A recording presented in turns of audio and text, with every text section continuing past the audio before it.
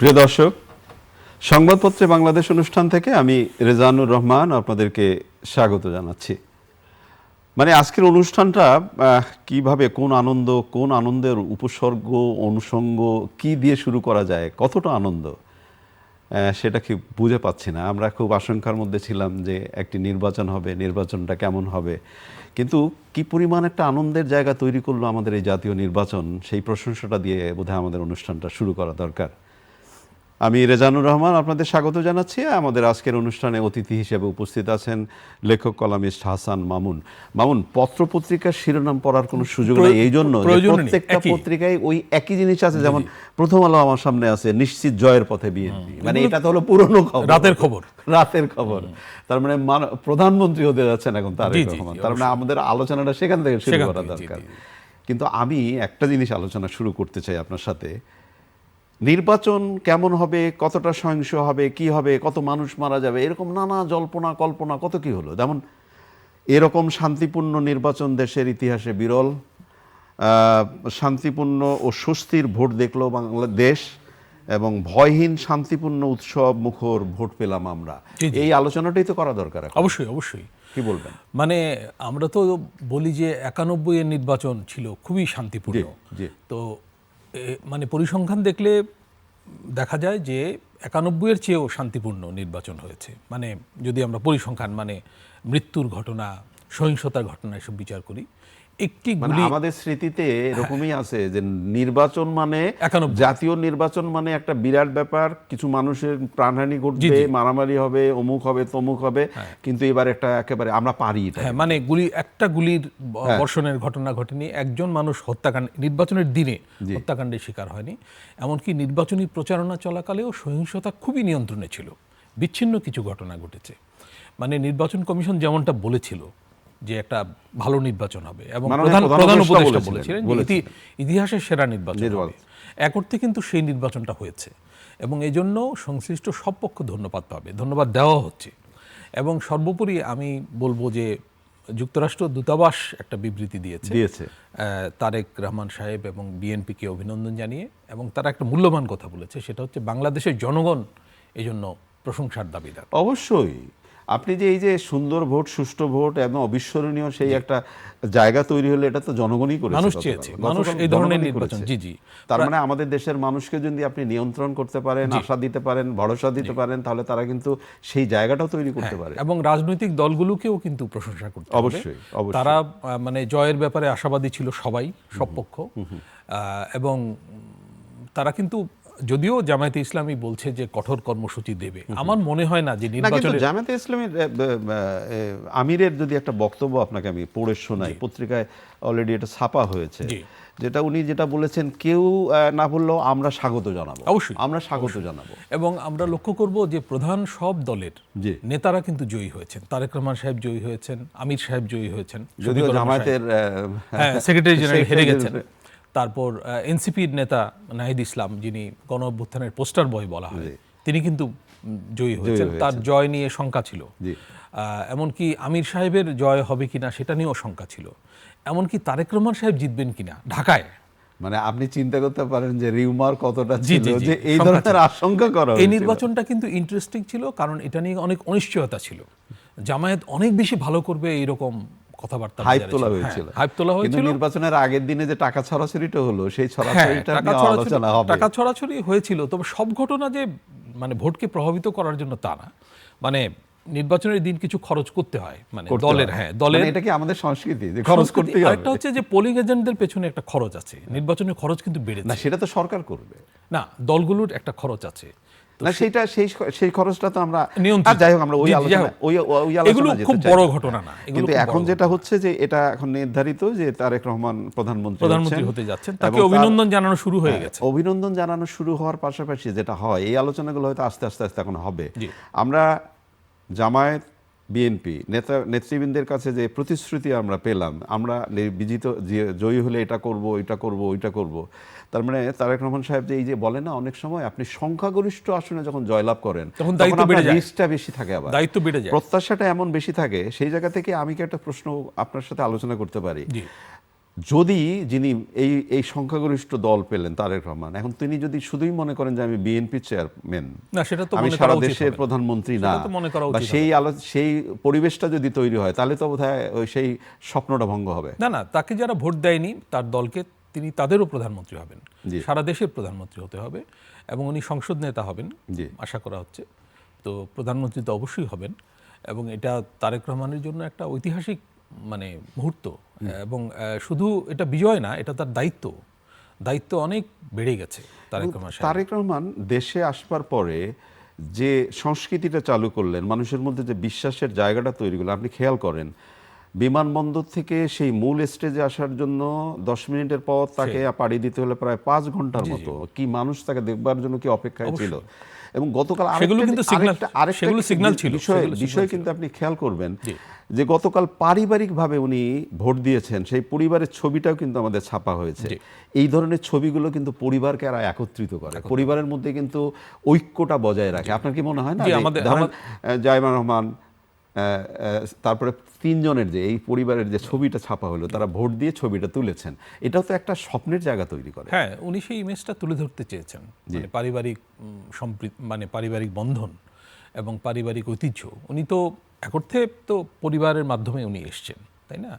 এটা ওনার প্রিভিলেজ, কিন্তু উনি তো যোগ্যতার প্রমাণ দিয়েছেন। উনি দল ধরে রেখেছেন, আমরা এখানে বহুবার আলোচনা করেছি।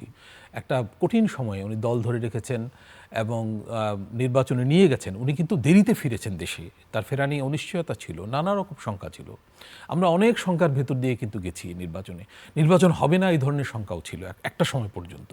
নির্বাচন সহিংসতাময় হবে এই রকম শঙ্কা ছিল। এই শঙ্কা ছিল। তারপরে আরেকটা ব্যাপার যেটা ছিল যে নারী তুমিকার, সেই বিষয়টা নিয়ে খুব স্পষ্ট একটা ব্যাপার তৈরি হয়েছিল। তো এইটা কিন্তু নারীরা কিন্তু দেখিয়ে দিল আমার মনে হয়। আরেকটা ব্যাপার যেটা আমার কাছে যেটা মনে হয়, আমরা মুক্তিযুদ্ধ নিয়ে খুব অস্থির হয়ে গিয়েছিলাম। আমার সেই মহান মুক্তিযুদ্ধ, আমার সেই শেকরের অবস্থাটা কোন দাঁড়াবে। মুক্তিযুদ্ধকে জুলাইয়ের বিপরীতে দাঁড় করানোর একটা চেষ্টা ছিল, এই চেষ্টা কিন্তু বানচাল হয়ে গেছে এই ভোটের ভেতর দিয়ে। আমরা জুলাই এবং মুক্তিযুদ্ধ দুটোকে আপহোল্ড করি। অবশ্যই এই বার্তা কিন্তু ৭১-এর শিকড়, ৭১-এর সিঁড়ি বেয়েই তো ২৪-এর শুরু, অবশ্যই সে ২৪-এর আন্দোলন। কিন্তু আমরা কখনো মনে হয়েছিল যে আমাদের ৭১-কে বোধহয় ভুলেই দিলাম। জি ৪৭ এবং জুলাই আছে, আর মাঝখানে কিছু নাই, এইরকম বার্তা কিন্তু দেওয়ার চেষ্টা হয়েছিল একটি পক্ষ থেকে, সেটা কিন্তু পরাস্ত হয়েছে। তবে আমি এটাও বলবো যে জামায়াতে ইসলামী কিন্তু ভালো করেছে। জামায়াতে ইসলামী যখন এককভাবে নির্বাচনে অংশ নিয়েছে তখন ২-৩টি আসনের বেশি পায়নি। এবার কিন্তু অনেক আসন পেয়েছে জামায়াত, সেদিক থেকে দেখলে অনেক আসন। আরেকটা হচ্ছে যে কত শতাংশ ভোট জামায়াত পেয়েছে, এটা কিন্তু এখনো আসেনি। আমার ধারণা ভোট অনেক বেড়েছে জামায়াতে। তো সেদিক থেকে জামায়াত কিন্তু জয়যুক্ত হয়েছে, জামায়াত পরাজিত হয়েছে এটা বলা যাবে না। এবং নির্বাচনের আগেই জামায়াত যে আমাদের প্রিয় প্রধানমন্ত্রী, আমাদের আশা ভরসার স্থল, তারেক রহমানের ভবিষ্যৎ চ্যালেঞ্জ কি হবে? তারেক রহমান সাহেবের সামনে তো কঠিন পথ। প্রথম হচ্ছে যে মানে গত ১.৫ বছরে অর্থনীতি যেভাবে স্তিমিত হয়েছে, সামনে রমজান আছে, রমজান কিন্তু একেবারে দায়িত্ব নিয়েই মোকাবেলা করতে হবে রমজান পরিস্থিতি, যাতে সহনীয় পর্যায়ে দাম দর থাকে আর কি। এবং বিনিয়োগ বাড়ানোর জন্য পদক্ষেপ নিতে হবে, বিদেশি বিনিয়োগকারীদের মধ্যে আস্থা জাগিয়ে তুলতে হবে, দেশের নিরাপত্তা পরিস্থিতির দ্রুত উন্নতি ঘটাতে হবে। পুলিশকে পুনর্গঠনের কাজ কিন্তু বিগত সরকার সেভাবে করতে পারে। তারেক রহমান সেটা প্রথম দেওয়ার পরে কিন্তু সেই কথাটাই উনি বলেছেন যে আমার প্রথম কাজটা হবে আইন শৃঙ্খলা রক্ষা করা। উনি শান্তির কথা বলেছিলেন দেশে এসেই, এবং বারবার শান্তির কথা উচ্চারণ করেছিলেন। তো এগুলো মানুষের মনে আশা জাগিয়েছে। আমি একজন সাধারণ মানুষের কমেন্ট উল্লেখ করার লোভ সংবরণ করতে পারছি না। সামাজিক যোগাযোগ মাধ্যম তো এখন বেশি এতটাই সোচ্চার যে সবকিছুই আমরা পাই। একজন মা বলছিলেন যে বাবা, আমি তারেক রহমানকে কেন ভোট দিব না আপনি বলেন। বাবা নেই, মাকে হারিয়েছেন, এবং এই মানুষটার প্রতি তো আমার দাঁড়ানো দায়িত্ব। আপনি চিন্তা করতে পারেন যে একজন মা কি পরিমাণ সেই আবেগের জায়গা থেকে, সেই জায়গা থেকে কিন্তু জাতির দায়িত্ব নিলেন কিন্তু এখন তিনি।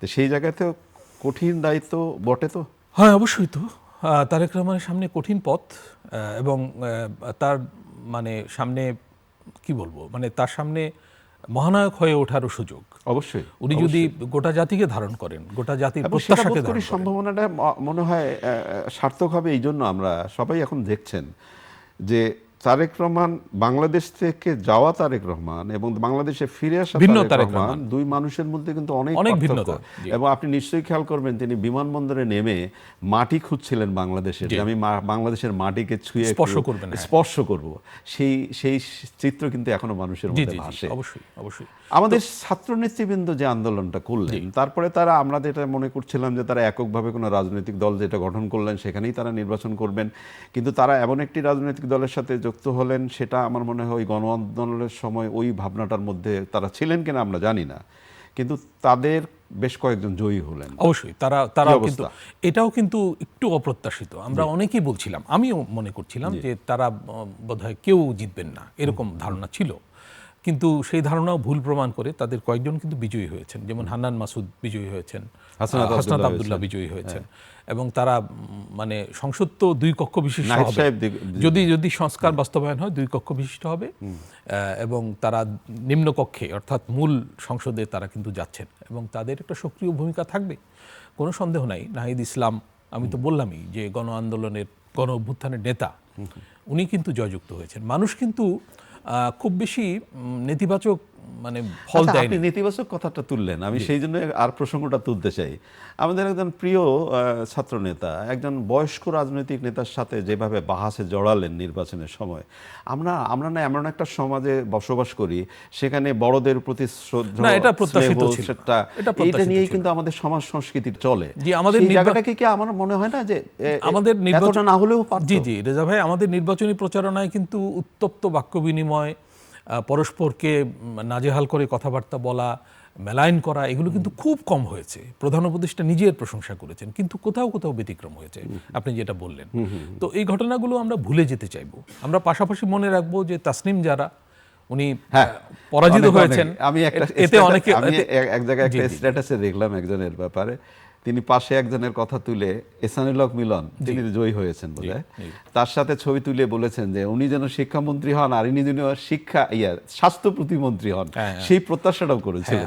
আমি মানে ব্যক্তিগতভাবে মনে করি যে তাসনিম জারাকে মানে কোনো না কোনোভাবে কাজে লাগানো দরকার। উনি দেশে এসছেন, উনি একটা ব্যতিক্রমী নির্বাচনী প্রচারণা চালিয়েছেন এবং উনি কিন্তু ভালো ভোট পেয়েছেন। আমরা একেবারে শেষের দিকে তরুণদের নিয়ে অনেক কথা উঠেছিল যে সেই 4.5 কোটি বা 4 কোটি তরুণ কি করবে, তারা তো নিশ্চয়ই রায়টা যোগ্য জায়গায় দিয়েছে। মহান 60% বেশি ভোট পড়েছে, এখানে তরুণদের অংশগ্রহণ ছিল এবং নারীর অংশগ্রহণ ছিল। আশঙ্কা ছিল, অনেকে বলছিলেন, আমি জানি না এইসব আশঙ্কা কেন ছিল, এগুলো নিয়ে আলোচনা হতে হবে সামনে, যে তরুণরা এবার উল্টে দেবে, তো নারীরা একেবারে বিএনপিকে মুছে দেবে, এইসব প্রচারণা ছিল।